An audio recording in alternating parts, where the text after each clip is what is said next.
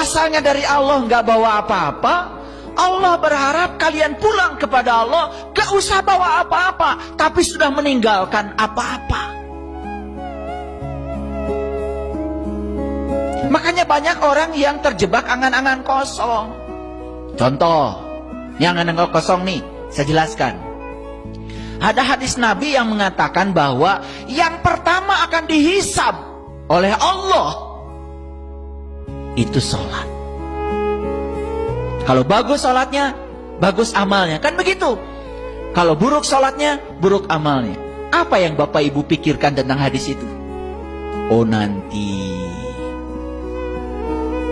entah di mana akan ditanya satu-satu. Sholatmu berapa rakaat? Tepat waktu tidak?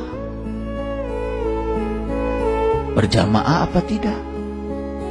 Shopnya lurus tidak? Rapat tidak? Gitu. Padahal sudah jelas di Quran. Indikator orang sukses sholatnya, dia tidak pernah melakukan perbuatan keji dan munkar. Makanya yang akan dihisab pertama kali ada sholat. Betul. Bagaimana cara menghisabnya? Nanti apa sekarang? Ya sekarang. Hisab itu bahasa Arab. Bahasa kerennya itu evaluasi. Coba Bapak Ibu, kalau evaluasinya di akhir, bisa nggak memperbaiki diri? Assalamualaikum warahmatullahi wabarakatuh. Pada kesempatan kali ini, insya Allah saya akan membahas tentang pertanyaan seseorang yang menyampaikan bagaimana dengan seorang ustadz yang menyampaikan bahwa satu, hisab itu sekarang, bukan nanti di akhirat. Dan yang kedua, hisab itu sama dengan evaluasi. Yang pertama dulu, ya, hisab itu bukan nanti di akhirat, tapi sekarang, setelah sholat langsung dihisab. Ini menurut saya keliru, ya. Kenapa? Itu bertentangan dengan Al-Quran, bertentangan dengan bahasa Arab. Di bahasa Arab itu kan ada namanya madhi, itu masa yang sudah berlalu.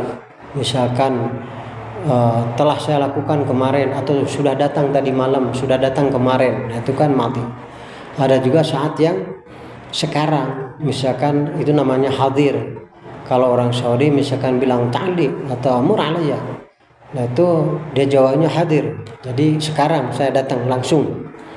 Ada juga yang mudhari, kan fi'il mudhari itu mudhari'. Jadi yang akan datang diawali dengan ya, apalagi yang diawali dengan sin. Ada juga dengan saufa, itu yang lebih jauh. Misalkan yang dari sin itu satajiduni insyaallah minas sabirin. Salah satu contoh, misalkan nanti engkau akan menemukanku insyaallah adalah orang yang sabar. Nah, terus yang diawali dengan saufa, misalkan di surat An-Najm ayat 40, ya, wa nasa'yahu saufa yura. Nah, jadi dan bahwa hasil kerja seseorang atau usaha seseorang saufa yura, kelak atau nanti kelak akan diperlihatkan. Di ayat 41-nya summa yuja, tuh yuja fil mudhari, diawali dengan dia fil mudhari, summa yuja, kemudian nanti akan dibalas jazahul jaza'al awfa. Jaza'al awfa, awfa jadi na'at atau na'tu dari jaza'a. Kemudian nanti akan dibalas dia dengan balasan yang sempurna. Jadi nanti, ya, kalau menyatakan bahwa hisab sekarang itu keliru. Yang kedua, hisab itu sama dengan evaluasi.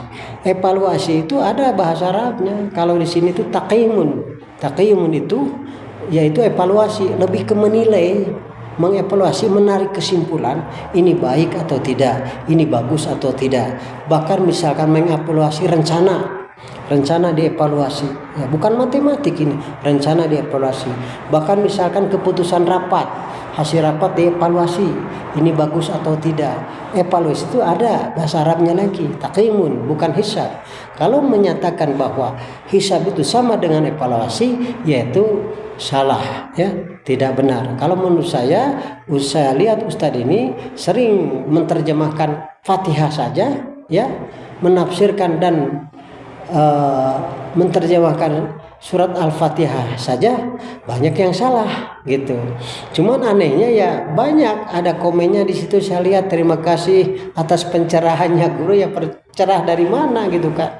Itu kalau ceramah itu atau dulu ya guru-guru saya itu ustaz-ustaz atau kiai itu kalau menyampaikan itu kan pertama satu jadi pokok bahasan. Jadi nggak ngabur pokok bahasanya, dan nanti ada rujukannya. Jadi menurut hadis ini dan posisinya hadis sahih atau dhaif atau marfu atau dan lain sebagainya. Menurut Al-Qur'annya ini, jadi ada pokok bahasanya. Sekarang kadang-kadang ada ceramah yang ngawur aja gitu, semua apa yang ada di pikirannya aja, nggak muncul nih dalilnya, ini rujukannya gitu kan. Ini hujahnya nggak ada, nggak muncul. Menurut imam ini atau menurut pendapat ini, ulama ini nggak ada. Disampaikan itu apa yang ada di otaknya aja. Yang lebih ngeri lagi ada orang yang menyampaikan ceramah dengan bahasa cacing, dengan bahasa apa, menyampaikan saya sudah berdialog dengan para malaikat. Malaikat itu lebih banyak dari makhluk yang ada di dunia.